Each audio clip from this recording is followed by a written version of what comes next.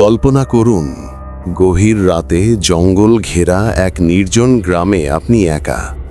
চারপাশের বাতাস হঠাৎ বরফের মতো ঠান্ডা। অদৃশ্য কারো ফিসফিস আপনার কানে ঢুকে যাচ্ছে। আকাশে চাঁদ নেই, বাতাসে ভেসে আসছে পোড়া তেলের গন্ধ। তখন কি আপনি বুঝবেন যে আপনি জীবিতদের নয়, মৃতদের রাজ্যে ঢুকে পড়েছেন? ভারতের পশ্চিমবঙ্গের পুরুলিয়া জেলার পাহাড় আর ঘন শালবনের মাঝখানে একটি প্রাচীন গ্রাম, কাঞ্চারডি। বাইরে থেকে সাধারণ, কিন্তু ইতিহাসের পাতায় এই গ্রাম এক ভয়ঙ্কর অধ্যায়।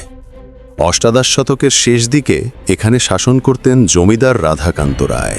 অত্যন্ত ধনী, কিন্তু অমানবিক নিষ্ঠুর। গরিব চাষির জমি দখল, নারী লুট, এমনকি বিরোধীদের গোপনে হত্যা সবই ছিল তার প্রতিদিনের খেলা। কথিত আছে, রাধাকান্ত শুধু লোভী ছিলেন না, ছিলেন কালো জাদুর অনুগামী। তিনি আশেপাশের বন থেকে তান্ত্রিকদের এনে গোপন আচার করাতেন। মানুষের আত্মা নাকি তার কাছে শক্তির উৎস ছিল। গ্রামের বয়স্করা আজও বলেন, রাধাকান্ত রাত নামলেই মাটির তলায় যেতেন, সেখানে মৃতদেহের সাথে আচার করতেন।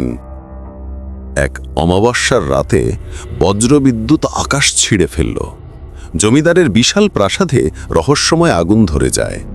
কোনো কারণ ছাড়াই হঠাৎ আগুন, আর সেই আগুনে পুড়ে ছাই হয়ে যায় পুরো প্রাসাদ। আশ্চর্য, কেউ কোনো দেহ খুঁজে পায়নি, এমনকি রাধাকান্ত রায়েরও না। আগুনের পর থেকে কাঞ্চারডি যেন অন্য জগতের গ্রাম। দিনের বেলাতেও ছায়া যেন ঘন, গাছের পাতায় পাখি বসে না, কুকুরের ডাক নেই। রাতে অকারণ হাহাকার, যেন শত মানুষ একসাথে কান্না করছে। গরু ছাগল পর্যন্ত হঠাৎ অদৃশ্য হয়ে যেত। গ্রামের অল্প সংখ্যক মানুষ ভয়ে এলাকা ছেড়ে পালিয়ে যায়।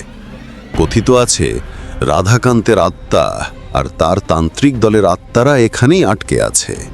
অমাবস্যার রাত এলেই নাকি তারা কালো পূজা চালিয়ে যায়। কেউ ভুল করে গ্রামে ঢুকলে তাকে ফিরিয়ে আনা যায় না। 1887 সালে British surveyor captain Albert Wilson গ্রামটি পরিদর্শন করেন। তার ডায়েরিতে তিনি লিখেছিলেন, রাত নেমে আসার পর আমি এমন এক কণ্ঠ শুনেছি যা আমার নিজের নাম ধরে ডাকছিল। কণ্ঠটি কাছেই ছিল, কিন্তু চোখে কিছু দেখিনি। হঠাৎ আমার ঘোড়া ছুটে পালিয়ে যায়। ভোরে দেখি মাটিতে আমার নাম খোদাই করা আছে।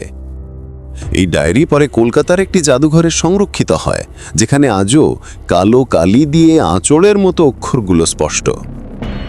1990 সালে কলকাতার প্রত্নতত্ত্ব গবেষক ডক্টর সঞ্জীব মুখার্জি ও তার দল কাঞ্চরডি গ্রামে প্রবেশ করেন। তাদের উদ্দেশ্য ছিল জমিদারের প্রাসাদের ধ্বংসাবশেষ পরীক্ষা করা। সন্ধ্যা গড়াতেই তারা এক অজানা শীতলতা অনুভব করেন। হঠাৎ ক্যামেরার মেমোরি কার্ড গলে যায়, টর্চ লাইটের আলো নিভে যায়। ডক্টর মুখার্জি তার ডায়েরিতে লেখেন, মন্দিরের ধ্বংসস্তূপের পাশে লাল শাড়ি পরা এক নারী ভেসে চলেছে।